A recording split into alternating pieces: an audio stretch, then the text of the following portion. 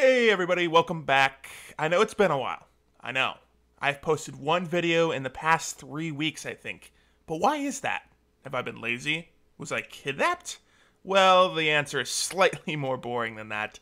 I've just been really busy, and I prioritize my other parts of my life over YouTube. The good news is that I'm back to regular uploads again. Yes! All the way through the Christmas season. And now, I can bring you guys MTGO gameplay. I will have MTGO gameplay integrated into this video. I may keep doing this format I made up, or go back to my old ways of showing decks and then just release gameplays separately. Or I might just do both.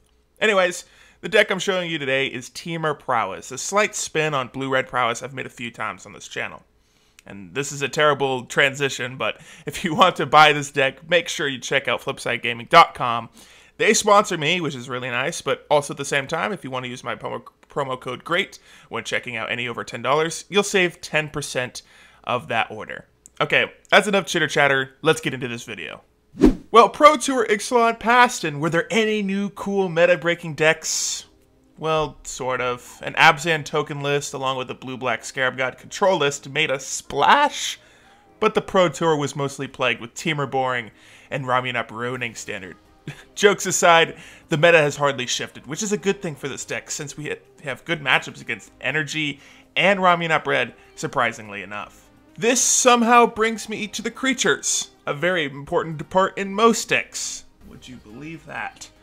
Our roster consists of full playsets of Soulscar Mage, Enigma Drake, Bloodwater Entity, and Deeproot Champion.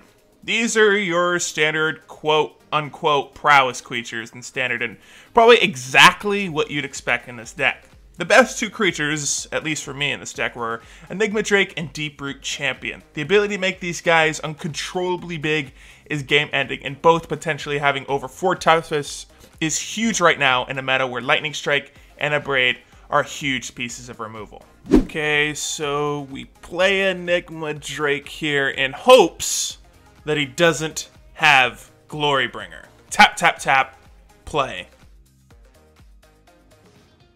Son of a... Fine, it's fine. We have Soulscar Mage and Chalk, and Riddleform will block it. There's still a chance, I think. Not really, because that 5/5 Trample Haste is getting through every turn. And that doesn't help or save us. And as I said, Energy's a good matchup, but I guess not for game 1 here. This is a keepable hand. 3 power, no green, but we have a turn 1 Soulscar Mage, and that's always great. Servant? No, thank you. That'll get Lightning Striked. There's a world where I invigorated Rampage here, but it's not really worth the 5 extra damage. I think I want to leave up Supreme Will for something important. Smart call by me. Good Supreme Will counter. After 2 invigorated Rampages on our Soulscar Mage, he concedes to our Bloodwater Entity, putting Lightning Strike back on top of our library, and that's the power of Bloodwater Entity. Sometimes. I guess it's time to show you the rest of the deck before I show you any more gameplay. You probably saw some of the other stuff we're playing, so let's talk about those first. We're playing 3 copies of Riddleform, 2 copies of Shock, 4 copies of Lightning Strike, and 2 copies of Invigorated Rampage. I was, I guess, lying to you guys about creatures, because Riddleform should count as a creature, but honestly, who cares what we label Riddleform, other than the fact that he's a good card in this deck. Evasive, not only because he's flying, duh, but because he's an enchantment and has to be basically removed at instant speed or during combat. As for these red cards, they're here for offensive purposes. Lightning Strike and Shock take precedent over any other removal because they're also Burn to the Face, which Abrade, Magma Spray, and Harness Lightning cannot do. And finally, the last of our spells. We're playing 4 copies of Blossoming Defense, Crash Through, and Opt. And, oh yeah, 3 copies of Charted Course. Most of these spells are card draw. Sure, Crash Through can give our creatures trample, which can and will be relevant, but it's in here to trigger Prowess and cycle through our deck. Opt essentially is a better version of Crash Through, obviously, and Chart of Course is something you won't see in the gameplays because these slots used to be Hieroglyphic Illumination, but this card is so much better in this deck. Draws us 2 cards most of the time, and even if we have to discard, we could discard an unwanted land or spell. Also, it costs 2 less mana, which is a big deal in a Prowess Storm type of deck. And finally, Blossoming Defense. A bigger reason to run green than Deeproot Champion. This card is what makes this Blue-Red Prowess deck shine. Keeping our creatures alive is vitally important, and this card does it best. It's also a pseudo pump spell, which can actually come quite in handy. Okay, Crash Through makes Enigma Drake a 5/4, triggers the Prowess on Deep Root, and Soul Scar doesn't really matter. And then Blossoming Defense +2/+3. That's exactly 8. He's tapped out. I win. There we go. Easy peasy, lemon squeezy.